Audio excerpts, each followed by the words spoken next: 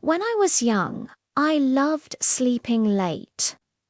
Every morning my mother called my name many times. I did not wake up.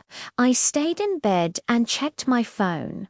I did not like mornings. I did not like alarms. I did not like plans. I liked staying up at night, watching videos and chatting with friends.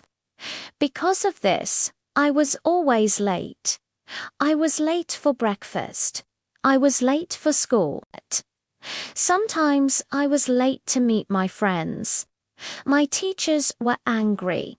My friends were tired of waiting for me. My mother was worried. But I did not care. I can run fast, I thought. If I am late, I will just run. I laughed and went back to sleep every night. One day, my mother called me to the living room. Her face was serious. "Sit down," she said. I sat on the sofa and looked at her. "You are not a child anymore," she said. "You must learn to manage your time." I rolled my eyes. "Mother, I am fine," I said. She shook her head. "No, you are not fine," she said. "You are always late. You are always rushing. You forget important things." I wanted to argue, but she continued. "Tomorrow you will see what happens when you are late," she said. I did not understand. I thought she was just angry. That night I stayed up late again. I watched funny videos. I chatted with my friends. I fell asleep with my phone in my hand. The next morning, my alarm rang. I turned it off and went back to sleep. No one called my name. The house was quiet. When I finally opened my eyes, the sun was bright. I looked at the clock. It was very late. School had already started. I jumped out of bed. I ran to the kitchen. There was no breakfast on the table. My mother was not there. On the fridge, I saw a note. It said, "I called you once. You did not wake up. Today, you are responsible for yourself." My heart started to beat fast. I had missed the bus. I did not have time to cook breakfast. I did not have time to prepare my bag.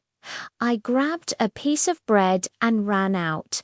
The street was hot and crowded. I tried to find a taxi, but the traffic was slow. Every red light felt like a long minute. When I reached the school gate, it was closed. I had to go to the office and sign a late form. The teacher looked at me and shook her head. "This is your third time this week," she said. In class, I felt tired and hungry. The teacher explained an important lesson. My eyes were open, but my mind was sleepy. I did not understand anything. At lunchtime, my friends were talking and laughing. They were planning a group project. I wanted to join them, but the teacher called my name. "You must stay and finish the missed work," she said. I watched my friends leave the room without me. I felt alone. I felt angry at myself. When school ended, it started to rain. I had forgotten my umbrella at home. I walked in the rain. My clothes were wet, and my shoes were full of water. By the time I got home, I was cold and tired. My mother was waiting for me in the living room. She did not shout. She just looked at me and asked, "How was your day?" I wanted to say fine, but I could not. I told her everything. I told her about the late form, the missed lesson, and the rain. When I finished, I felt very small. My mother listened quietly. Then she said, "This is what happens when you do not respect time. But time is like money. If you waste it, you lose many things." Her words stayed in my mind. That night, I did something new. I put my phone in another room before sleeping. I set 2 alarms and placed the clock far from my bed. The next morning, the alarm rang. I wanted to sleep again, but I remembered the closed school gate and the cold rain. I got up. I washed my face. I ate breakfast with my mother. I left the house early. The air was cool and fresh. I reached school before the bell. There was no line at the office. I walked into the classroom with time to spare. I sat at my desk and took a deep breath. My teacher looked surprised. "You are early today," she said. I smiled. "Yes, I am," I answered. During the lesson, my mind was clear. I could listen and understand. When the teacher asked questions, I raised my hand. I even helped another student with an exercise. At lunch, I sat with my friends. This time, I was part of the group project. We planned our work and shared ideas.